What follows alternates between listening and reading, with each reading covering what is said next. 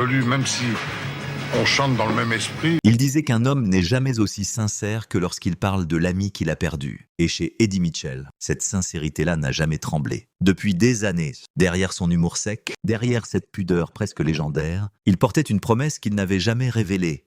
Une promesse faite à Johnny Hallyday, quelques semaines avant la fin. Entre eux, ce n'était pas seulement une amitié de scène, c'était une fraternité tissée dans les studios, sur les routes, dans les silences d'après-concert où deux hommes, pourtant si différents, reconnaissait chez l'autre une même solitude. Eddie aimait répéter. Johnny, c'était un frère imprévisible, mais un frère quand même. Et pourtant, jamais il n'avait raconté ce qui s'était dit lors de leur dernière conversation intime. Aujourd'hui, à 83 ans, il accepte enfin d'ouvrir cette parenthèse que tant de fans pensaient définitivement verrouillée, non pas pour nourrir la nostalgie, ni pour créer une légende supplémentaire, mais parce que le temps, lui aussi, impose ses urgences. Il y a des mots qu'on ne peut plus reporter quand les années se resserrent, des vérités qui finissent par peser davantage que le silence qui les retient. Ce qui frappe, lorsqu'Eddie en parle, c'est la lucidité tranquille de quelqu'un qui a vu les grandeurs et les écarts de toute une génération d'artistes. Il ne cherche ni la justification, ni l'émotion facile. Il décrit Johnny comme un homme, simplement, un homme qui, derrière les hurlements des stades,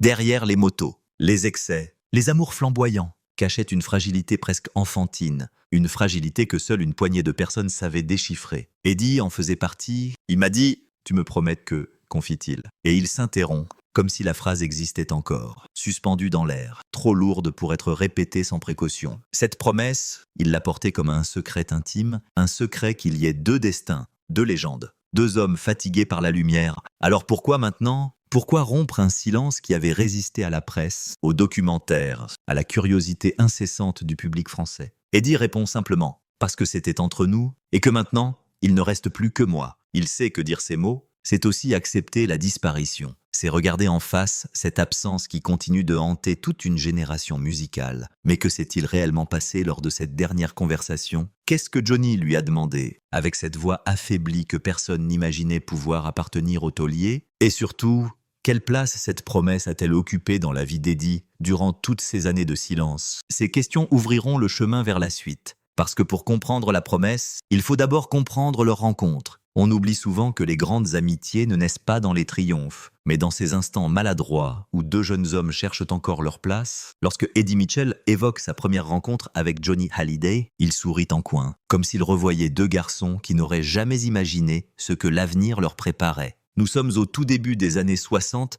Eddie, alors encore Claude Moine, traîne son élégance nonchalante dans les studios parisiens. Il chante déjà, il compose, mais il n'a pas encore cette stature de patriarche du rock qu'on lui connaît. Johnny, Louis, arrive avec une énergie brute qui déroute presque tout le monde. Il avait 17 ans, mais il en paraissait 25, racontait Eddie. Et surtout, il dégageait quelque chose d'indomptable. Quelque chose qu'on ne pouvait pas ignorer. La rencontre se déroule dans un petit studio du boulevard des Batignolles. Rien d'extraordinaire en apparence. Un lieu où les jeunes musiciens passent, espèrent, insistants. Eddie se souvient d'avoir vu entrer ce garçon blond aux yeux clairs, avec une guitare tenue trop haut et un air de défi permanent. Il n'avait pas besoin de parler, dit-il. On comprenait tout de suite qu'il voulait aller loin. Plus loin que nous tous, ce jour-là. Johnny demande timidement. Oui, timidement. Dit Eddie, s'il peut essayer une chanson qu'il travaille. Les producteurs présents échangent des regards dubitatifs. Le rock en France n'a pas encore trouvé son territoire. On ne sait pas s'il doit imiter l'Amérique ou inventer sa propre langue. Mais dès que Johnny ouvre la bouche, les hésitations tombent. C'était une voix qui vibrait comme une promesse et une menace à la fois, raconte Eddie. Les deux garçons passent l'après-midi ensemble.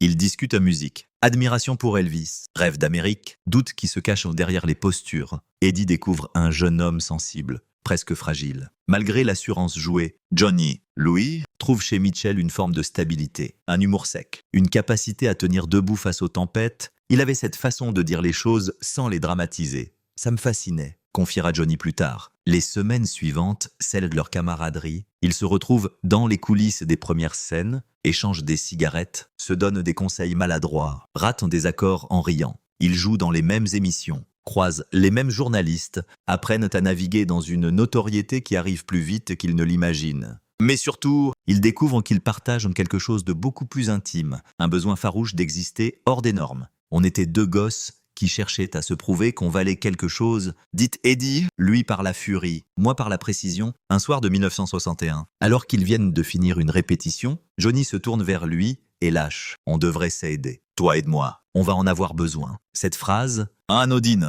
deviendra le socle d'une fraternité qui traversera 60 ans de musique, d'excès, d'éloignement, de retrouvailles. Ce n'était pas une promesse formelle, pas encore, mais c'était un pacte silencieux, né de ce sentiment rare que l'autre vous reconnaît avant même que vous n'existiez vraiment. Eddie raconte cette période avec une tendresse tranquille, loin des mythologies. Il se souvient des longs trajets nocturnes vers des salles minuscules où personne ne les attendait vraiment, des concerts où le matériel lâchait, des répétitions improvisées dans des couloirs d'hôtels, et surtout de cette énergie presque sauvage qui portait Johnny, une énergie à laquelle Eddie servait souvent de contrepoids. On n'était pas fait pareil, dit-il, mais c'est cette différence-là qui nous a tenus ensemble. Il avait besoin de quelqu'un qui puisse lui dire la vérité sans trembler. Et moi, j'avais besoin de quelqu'un qui me rappelle qu'il faut vivre vite. Parfois, la rencontre, au fond, n'a rien d'un mythe. C'est une histoire simple, celle de deux garçons qui se cherchent, qui se reconnaissent et qui, sans le savoir, s'apprêtent à écrire l'une des plus grandes pages du rock français. Et lorsque l'on veut comprendre la nature de la promesse qu'Eddie s'apprête à révéler aujourd'hui, il faut revenir à cette première étincelle, à cette confiance instinctive née dans un studio parisien trop petit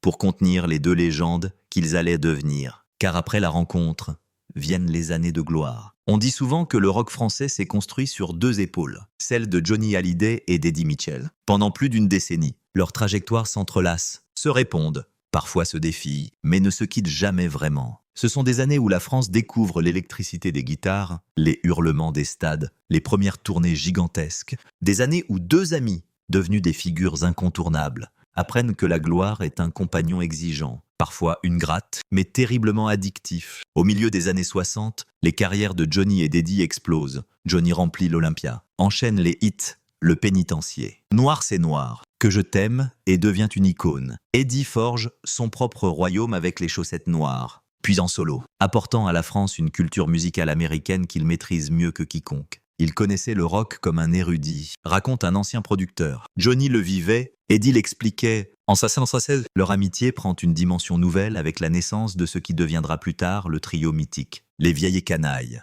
Même si le nom n'apparaîtra officiellement que beaucoup plus tard, à l'époque, l'idée n'est encore qu'un jeu entre amis. Reprendre ensemble des standards américains, rire des excès de Johnny, se moquer gentiment des moustaches d'Eddie. Mais ces moments forgent une complicité artistique qui traversera les décennies. Eddie dira un jour « Avec Johnny, on n'avait pas besoin de se parler longtemps. Une note suffisait. » Les années 70 marquent un tournant. La France s'ouvre au rock plus dur, aux orchestrations plus ambitieuses. Johnny devient le taulier, capable de brûler la scène comme personne. Eddie, Louis, développe ce mélange unique de crooner et de rocker, une élégance à l'américaine qui lui attire un public fidèle. Malgré leurs styles différents, ils continuent de se croiser. Émissions télécommunes, soirées interminables, passagers rapides l'un chez l'autre sans prévenir. Eddie raconte « Il débarquait chez moi à 2 heures du matin, juste pour écouter un disque de Otis Redding. Mais derrière l'image flamboyante, il y a la réalité de la machine, les tournées épuisantes, les attentes du public, les déceptions amoureuses qui éclatent à la une des journaux, les producteurs qui poussent toujours plus loin, les excès que Johnny vit comme une fuite, presque comme une respiration. Eddie, plus posé, observe, conseille, tente parfois de freiner. Johnny brûlait tout, dit-il. C'est aussi pour ça qu'il était unique, mais c'était dangereux. Très dangereux. L'un des moments les plus marquants reste sans doute la tournée américaine de Johnny dans les années 70. Une aventure ambitieuse, risquée, que beaucoup en France considèrent comme un caprice. Eddie, Louis, voit autre chose. Il voulait être reconnu là où le rock est né. C'était son rêve d'enfant. Même si le public américain n'adhère pas totalement, Johnny revient transformé, plus mature, plus lucide, et étrangement, plus fragile. Pendant ce temps, Eddie enregistre certains de ses plus grands succès. Couleur menthe à l'eau, sur la route de Memphis. Pas de boogie-woogie. Il devient une référence musicale respectée, presque rassurante dans un paysage artistique parfois imprévisible. Pourtant, il ne s'éloigne jamais vraiment de Johnny. On avait chacun nos vies, nos familles, nos soucis. Mais il suffisait d'un appel. Un seul. La fin des années 80 et les années 90 voient leur relation évoluer encore.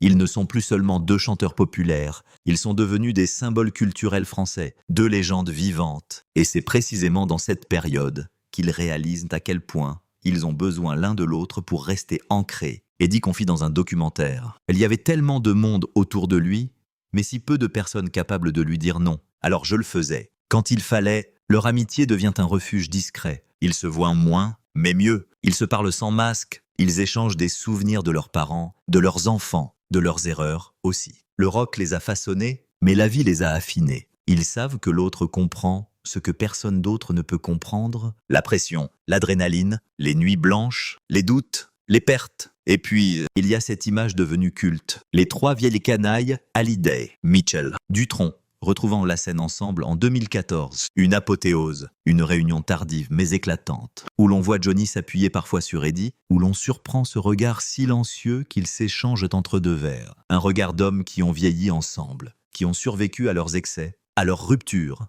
à leurs succès. Ce sont ces années-là, ces décennies de gloire partagée, qui rendent la promesse finale si lourdement symbolique, parce que pour comprendre la rupture, il faut d'abord mesurer la force du lien. Les grandes amitiés ne disparaissent jamais d'un coup. Elles se fissurent d'abord, presque imperceptiblement, sous le poids des années, des choix de carrière, des silences accumulés entre Eddie Mitchell et Johnny Hallyday. Rien n'a jamais ressemblé à une dispute ouverte, mais il y a eu des distances, des incompréhensions, des moments où chacun suivait sa trajectoire sans regarder si l'autre pouvait encore suivre. Mais alors, comment deux frères de scène ont-ils commencé à s'éloigner? Tout commence à la fin des années 90. Johnny entre dans une période d'hyperactivité artistique, albums, tournées gigantesques, projets inattendus. Il repousse sans cesse les limites. Eddie, Louis, adopte un rythme plus mesuré, plus artisanal. On n'avait plus le même tempo, raconte-t-il. Et dans ces cas-là, il suffit de peu pour perdre le fil. Pourtant, à cette époque, il continue de s'appeler, de partager des blagues,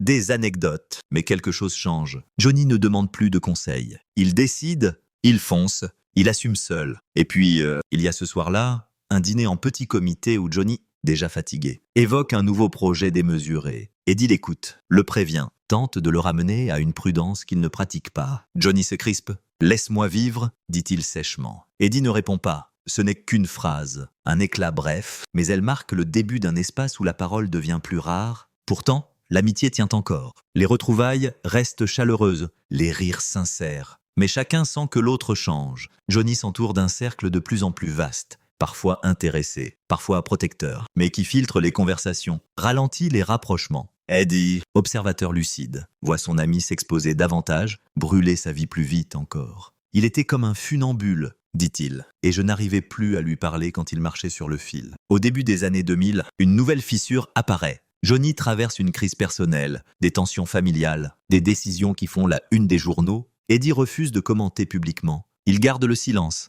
par loyauté, mais il souffre de le voir ainsi exposé, fragilisé. Johnny attirait les tempêtes, dit-il. Moi, j'essayais de les contourner. On n'a jamais eu la même façon de survivre. Mais alors, l'amitié se brise-t-elle vraiment? Non. Elle se réorganise, elle devient plus pudique, plus distante, parfois maladroite. Ils passent des mois sans se voir. Puis un jour, Johnny surgit avec un sourire immense, comme si rien ne s'était passé. Eddie irrite, l'accueille, accepte. C'est ainsi qu'il fonctionne désormais. Par éclat, par parenthèse, ce soir-là, lors d'une répétition en 2014 pour la tournée des Vieilles Canailles, Johnny arrive en retard, visiblement épuisé. Il plaisante, il chantait, il s'accroche. Eddie l'observe en silence. Il voit l'homme derrière la légende, un corps qui lutte, une voix qui se cabre, un regard qui cherche un appui invisible. À la pause, Eddie lui glisse « Tu devrais souffler un peu ». Johnny sourit, mais son sourire tremble. « Si je m'arrête, j'existe plus ». Pourtant, Eddie insiste auprès de l'équipe, tente de le ménager, propose d'alléger les rythmes.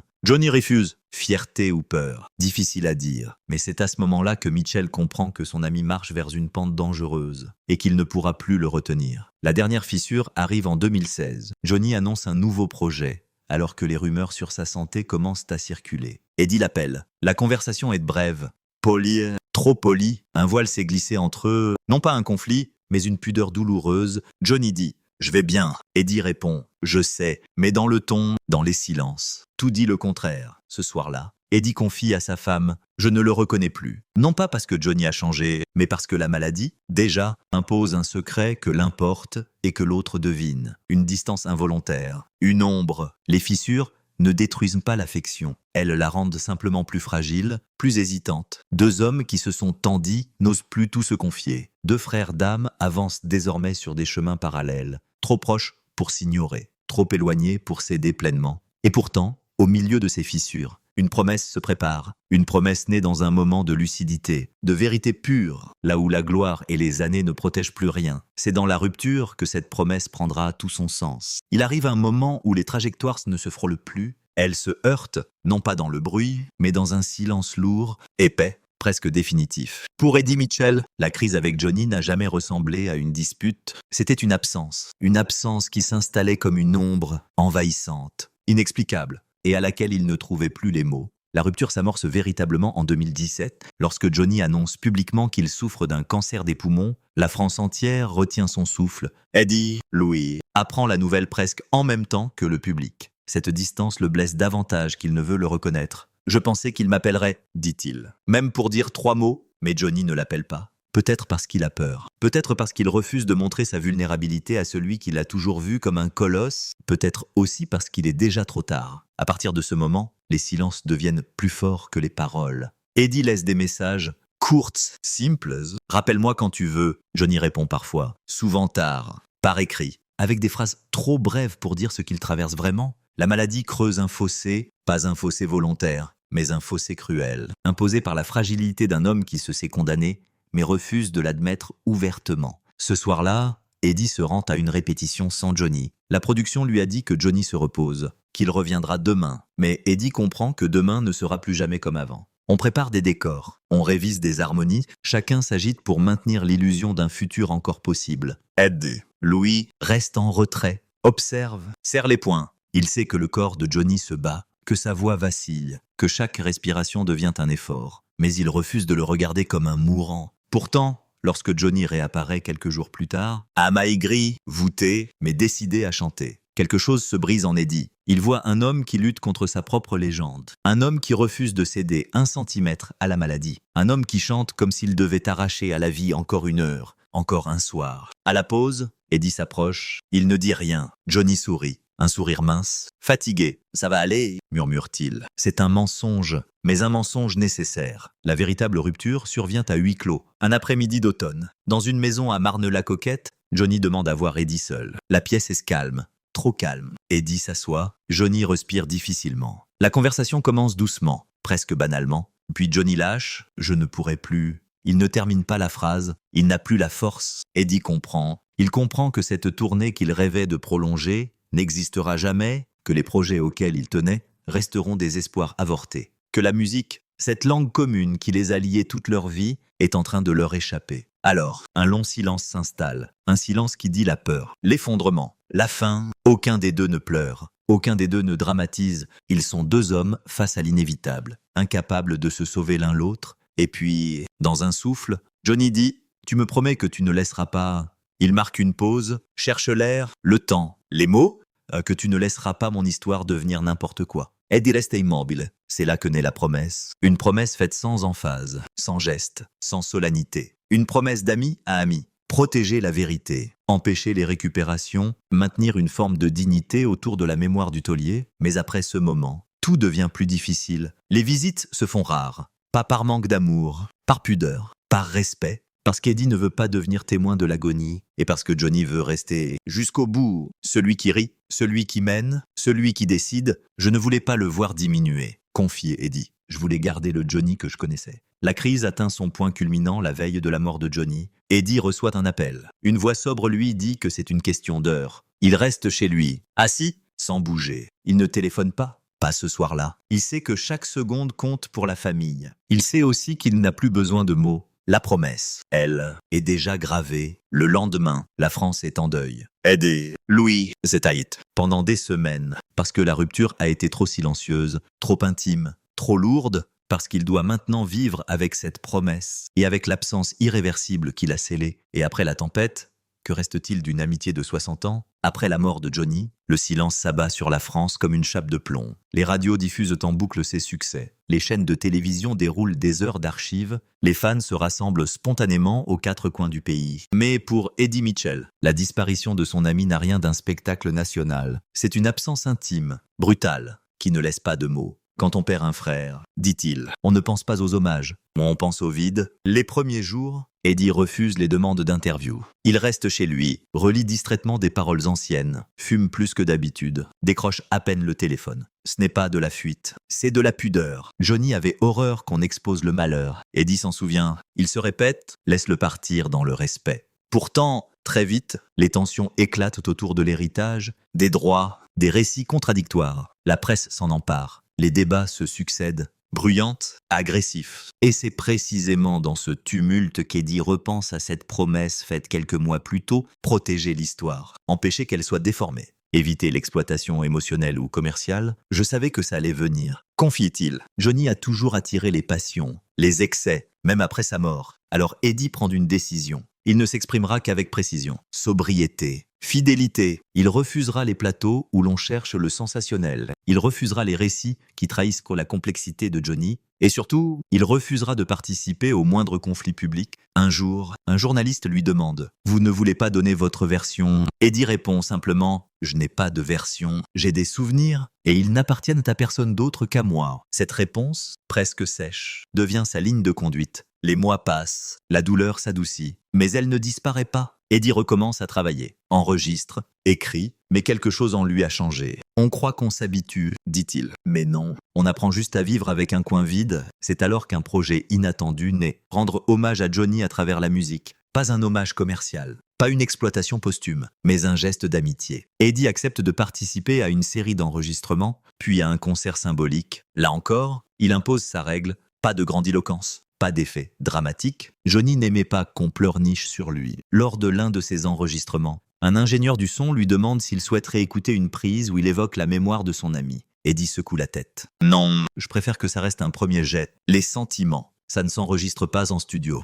Il y a dans cette phrase toute sa fidélité à Johnny, brute, directe, presque pudique. Avec le temps, la vie reprend sa place. Eddie continue d'avancer, mais il reconnaît qu'il parle souvent à Johnny en pensée. Pas pour lui demander des conseils, dit-il en souriant. Pour lui dire des conneries. Comme avant, c'est une manière de prolonger la présence, de maintenir la fraternité malgré l'absence. Mais il y a aussi la colère, une colère discrète, au contenu, qui ne s'exprime jamais publiquement. La colère d'avoir vu son ami s'épuiser, s'acharner, refuser l'aide, la colère d'avoir été tenu à distance dans les derniers mois. Je comprends pourquoi il l'a fait, dit-il. Mais ça ne fait pas moins mal. Cette colère, il la transforme en lucidité. Il observe les récits qui se fabriquent autour de Johnny. Il voit émerger des mythes, des versions romancées, des contradictions, et il se répète intérieurement la même promesse, ne pas laisser l'histoire devenir n'importe quoi. Un jour, au détour d'une conversation, quelqu'un lui demande « Vous pensez encore à lui ?» Eddie répond « Tous les jours. » Et parfois, je l'entends encore me dire « Fais pas le con, Mitchell !» Il sourit, un sourire furtif, puis ajoute, plus doucement « Je crois qu'il me manque plus que je ne veux l'admettre. » Après la tempête,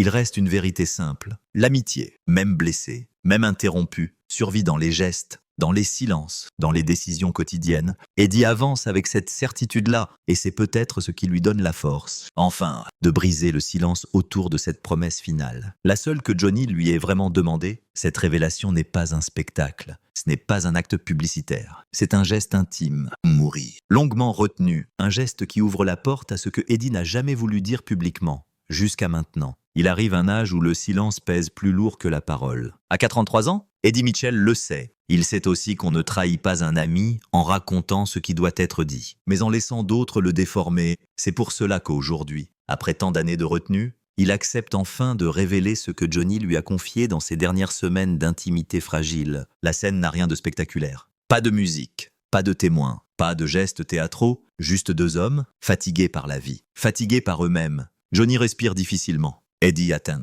Il ne pose pas de questions. Il sait que son ami n'a jamais aimé qu'on l'interroge. Et puis, dans un souffle, presque un murmure, Johnny dit « Tu me promets quelque chose ?» Eddie relève la tête. « Quoi ?» Johnny ferme les yeux, cherche ses mots, comme s'ils glissaient entre ses doigts. « Promets-moi que tu ne laisseras personne raconter n'importe quoi sur moi. » Une pause, longue. Johnny rouvre les yeux. Ce que j'ai été, ce que je n'ai pas été. Tout ça, c'est compliqué. Les gens vont vouloir simplifier, inventer, embellir ou salir. Toi, tu sauras faire la part des choses. Eddie ne répond pas tout de suite. Ce n'est pas une demande anodine. Ce n'est pas non plus un caprice d'artiste. C'est une peur presque enfantine, celle d'être déformé, trahi, dissous dans une légende qui n'aurait plus rien à voir avec l'homme qu'il a été. Johnny ajoute, plus bas, j'ai fait des erreurs, beaucoup, mais j'ai essayé d'être honnête. Tu le sais, toi. Alors, garde-moi vrai. Cette phrase, Eddie l'a gardée en lui comme une pierre brûlante, une pierre trop lourde pour être portée à la légère, trop intime pour être partagée sans précaution. Pendant des années, il a laissé le temps passer, espérant naïvement que la légende se stabiliserait d'elle-même. Mais il a vu les récits s'enchaîner, les livres s'accumuler, les biographies s'opposer, les polémiques enfler. Et chaque fois, la phrase de Johnny revenait, insistante, « Garde-moi vrai ». Alors aujourd'hui, il parle, lentement, avec ce ton qu'on prend quand on sait que chaque mot compte. Johnny n'était pas un saint, mais ce n'était pas un démon non plus.